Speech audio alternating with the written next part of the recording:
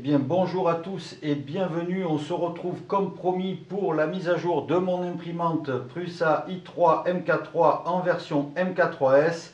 Je vais donc réaliser toutes les upgrades qui vont me permettre d'arriver à la dernière version de l'imprimante. Pour rappel, mon imprimante a été livrée début 2018. Elle est en version B2 R6, mis à part l'extrudeur qui a déjà été upgradé en version R3. Mais de toute façon, ce dernier va être mis à jour en version R4 à la fin de cette série de vidéos. Donc aujourd'hui, on va s'occuper de la mise à jour de la courroie Y avec le nouveau tendeur. Ensuite, je ferai les mises à jour du moteur Z et les extrémités de l'axe X dans la même vidéo, je pense, avec peut-être une vidéo pour la boîte de la carte mère, et on finira certainement par une vidéo qui concernera uniquement l'extrudeur parce qu'il va y avoir du boulot. On attaque par la mise à jour de la courroie Y. Ça se passe dessous l'imprimante, ici. Donc la cause du problème venait principalement du tendeur de la courroie qui était jusqu'à présent la pièce frontale qu'on pouvait tendre ici avec les deux petites vis qui étaient devant. Le souci, c'est que du coup cette pièce frontale était flottante, donc elle pouvait s'incliner de gauche et de droite, ce qui rend l'alignement de la courroie un petit peu compliqué. Donc on avait des possibilités de frottement de courroie sur les bords de la poulie si on était mal aligné. En même temps, Prusa a remarqué aussi que la pièce qui supportait le moteur était un petit peu souple. Donc ils ont renforcé la pièce ici, le support moteur. La partie donc de la poulie avant va être fixée contre la paroi et la tension de la courroie va être transférée ici sur la pièce centrale. Donc avant d'attaquer le démontage, je vais sortir les pièces concernées. Voilà, on a 4 pièces, donc le support moteur, le support de la poulie qui va être fixe maintenant et les deux petites pièces qui vont remplacer le support de courroie qui était dessous le plateau. Alors là, je récupère dans les pièces. Alors, je ne sais pas si vous avez eu des sachets de pièces de rechange avec votre imprimante. Moi, j'ai reçu mon imprimante en kit et il y avait des pièces de rechange. Si vous avez commandé le kit pour l'upgrade de l'extrudeur, vous verrez que dedans, il y a un sachet de pièces de rechange aussi dans lesquelles vous trouverez certainement là aussi des boulons et des écrous supplémentaires qui permettront de faire l'installation du nouveau tendeur. Alors pour ce nouveau tendeur, nous allons avoir besoin de deux petits écrous classiques, ici, d'un écrou avec le frein en plastique pour éviter qu'il se dévisse, 4 BTR de 10, hop, et une de 30.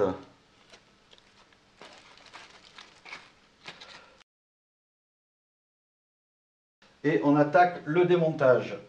Alors, afin d'éviter de trop galérer pour le démontage de la partie frontale, on va desserrer ou peut-être même démonter le panneau de l'écran LCD.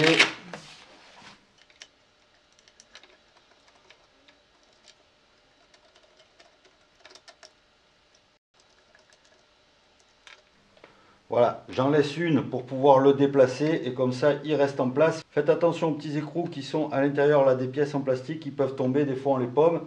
Après on galère. Donc là, je démonte mon tendeur de courroie. Hop. Je peux sortir ma courroie de la pièce centrale. Voilà.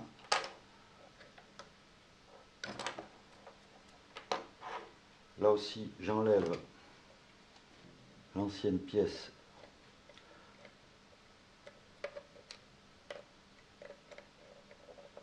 Et je finis par le support moteur.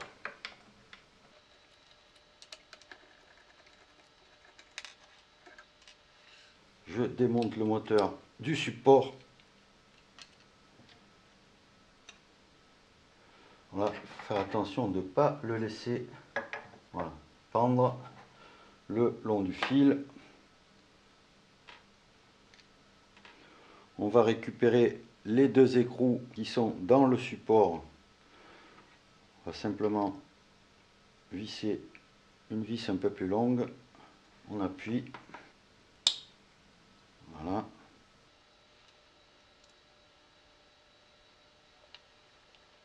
Et voilà. Donc on a récupéré tout ce dont on avait besoin sur le support moteur. Et donc la différence que l'on peut voir ici, tout simplement, c'est le renfort de cette pièce. Alors on va remonter directement le support moteur, comme ça le moteur, on n'a plus de risque de tirer sur le câble. Donc on met les deux écrous dans leur logement ici.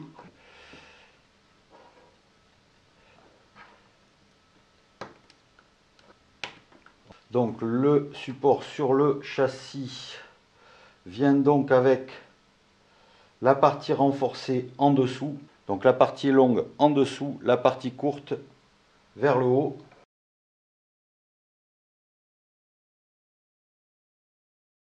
Donc on va maintenant mettre le moteur en place.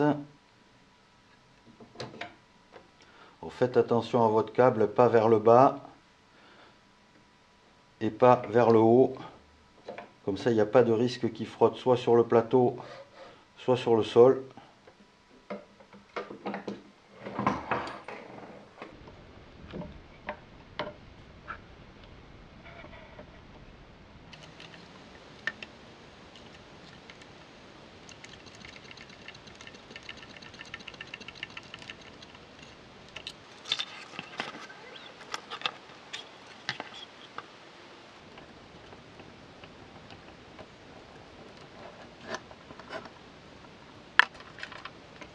Donc le moteur est en place. On voit que maintenant, malgré tout, il faut vraiment que je force énormément pour le faire bouger un tout petit peu par rapport à tout à l'heure. Pour ce qui est de la poulie, certainement, on va devoir faire tout à l'heure un réalignement. On fera ça à la fin quand on aura mis la courroie en place. On va démonter la poulie de l'ancienne pièce.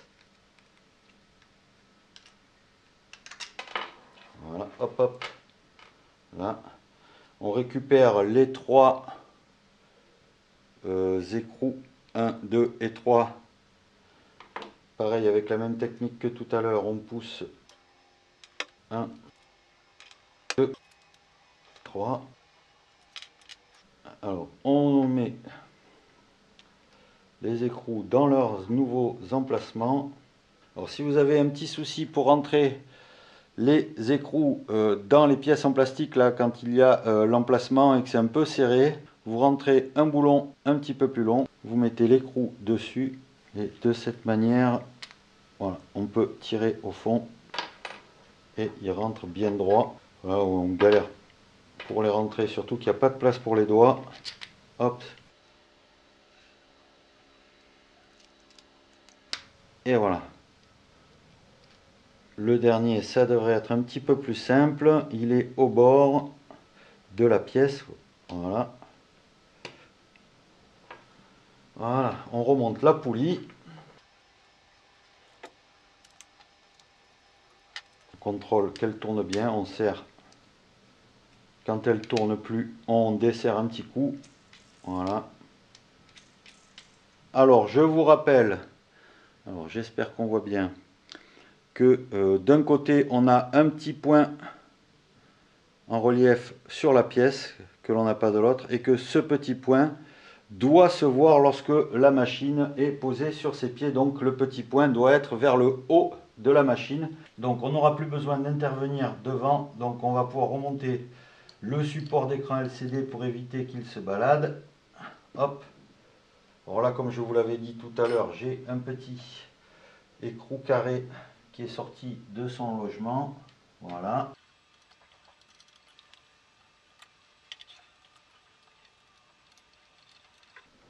Voilà. Voilà, les deux pièces sont en place. Donc nous allons mettre en place maintenant le tendeur sous le plateau. Donc on a besoin de nos deux dernières pièces imprimées avec les deux boulons qui étaient ceux de l'ancien support de courroie, plus encore deux boulons de 10 mm, plus un boulon de 30 mm. Avec ça, deux écrous classiques et un écrou avec le frein de filetage pour éviter que le boulon ne se desserre. Donc, l'écrou avec le frein de filetage va dans la pièce la plus courte. On va rentrer l'écrou ici. Alors, une fois qu'on a mis le boulon avec le frein filé, on va positionner un des deux boulons classiques dans l'emplacement sur le côté ici. Voilà, donc on a le boulon avec le frein filé ici au centre et derrière le boulon classique. Et maintenant, on va enrouler la courroie autour du boulon de la manière suivante. Donc ici, la courroie avec les dents vers le haut, on pose le boulon sur la courroie, on replie la courroie par-dessus pour que les dents viennent se bloquer entre les dents du haut et les dents du bas. Voilà, et maintenant, il va falloir rentrer ce petit pliage à l'intérieur de l'emplacement prévu ici. Donc c'est le seul truc un petit peu compliqué, non, finalement ça va. Ici, on va serrer déjà un petit peu pour que ça prenne. Voilà. Regardez que la courroie soit bien alignée. Voilà, on est parfait là. Et ensuite on finit le serrage. Alors on nous dit sur la notice de montage qu'il faut bien être en contact avec la courroie sans trop la comprimer. En fait, le boulon doit arriver à peu près à fleur de l'écrou ici de l'autre côté, hein, comme on voit là, sans trop comprimer. Voilà. En théorie, on est bon. Donc là, pour le montage de ce côté-là, c'est impeccable. Voilà, maintenant que notre courroie est en place dans la partie fixe de notre tendeur de courroie, donc la plus petite des deux, on va pouvoir positionner cette partie sous le plateau, faire passer notre courroie et finir par monter la partie mobile pour la tension de la courroie. Donc on retourne notre imprimante. Donc on prend un boulon de 10 mm que l'on positionne ici dans la partie donc fixe de notre tendeur. On fait passer la courroie vers l'arrière. Voilà.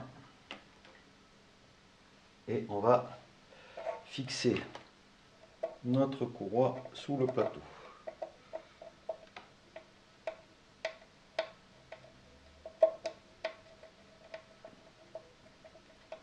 On fera peut-être le serrage d'alignement à la fin. Donc on va faire passer la courroie autour de la poulie du moteur. Ici, voilà, on la refait passer par-dessus le cadre de l'imprimante, ici, voilà.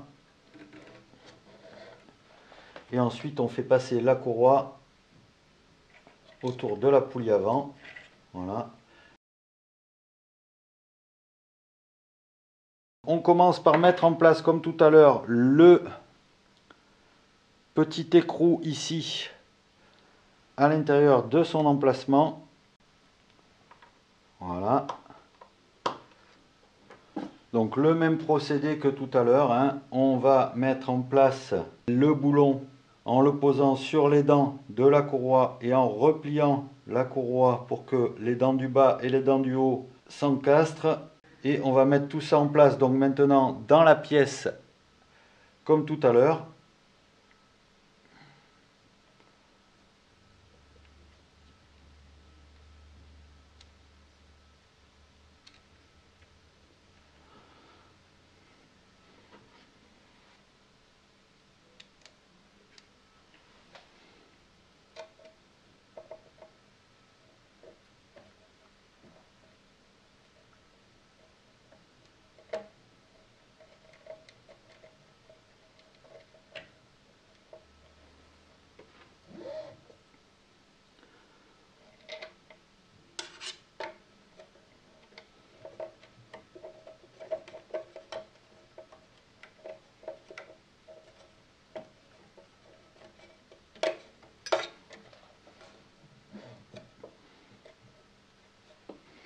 trouve déjà que la courroie est pas mal tendue.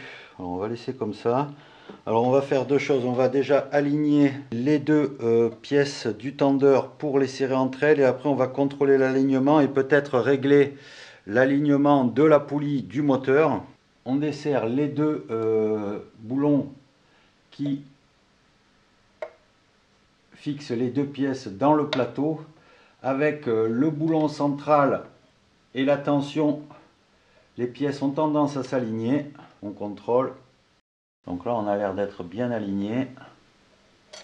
Donc on va mettre un petit coup de serrage. Juste regarder que ça ne bouge pas pendant qu'on serre. Donc le serrage a l'air bon. Je contrôle. Toujours bien.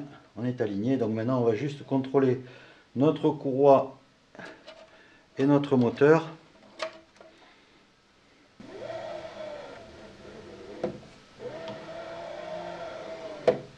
Voilà, on peut voir que la courroie se déplace un peu de gauche et de droite dans la poulie ici. Il faut qu'on contrôle que ici on est bien aligné au niveau des deux. Voilà.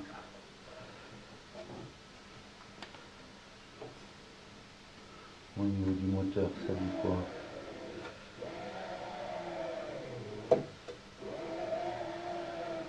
Pour ce qui est du moteur, on ne touche pas ni d'un côté ni de l'autre.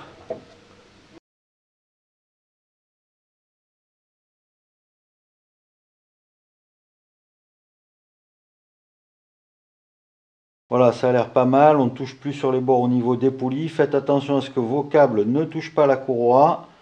Tout semble aligné, on est tendu. Donc voilà, pour la mise à jour du système de tension de courroie en version R4, c'est terminé. Je vous donne donc rendez-vous pour la prochaine vidéo dans laquelle nous allons changer les supports de moteur Z et peut-être dans la même vidéo les extrémités de l'axe X de l'extrudeur. Et on fera par la suite une vidéo où on changera donc l'extrudeur ici et peut-être la boîte de la carte mère en même temps, on verra. D'ailleurs j'en profite pour vous faire voir ici que je suis en test d'une surface d'impression Bultac pour remplacer le PEI d'origine. J'ai déjà commencé mes tests, on va dire que c'est quasiment équivalent, on a des petits avantages, des petits inconvénients. Si ça vous intéresse, dites-moi le dans les commentaires, je vous ferai peut-être une petite vidéo de comparaison. Je vous mettrai d'ailleurs peut-être le lien sur Amazon sur lequel j'ai acheté ces feuilles pour remplacer les feuilles PEI. Si cette vidéo vous a été utile, n'hésitez pas, un petit pouce bleu. Si vous ne voulez pas louper les vidéos suivantes de cette série, eh bien inscrivez-vous, souscrivez à la chaîne. Pour ma part, je vous dis à bientôt, portez-vous bien, allez, salut à tous.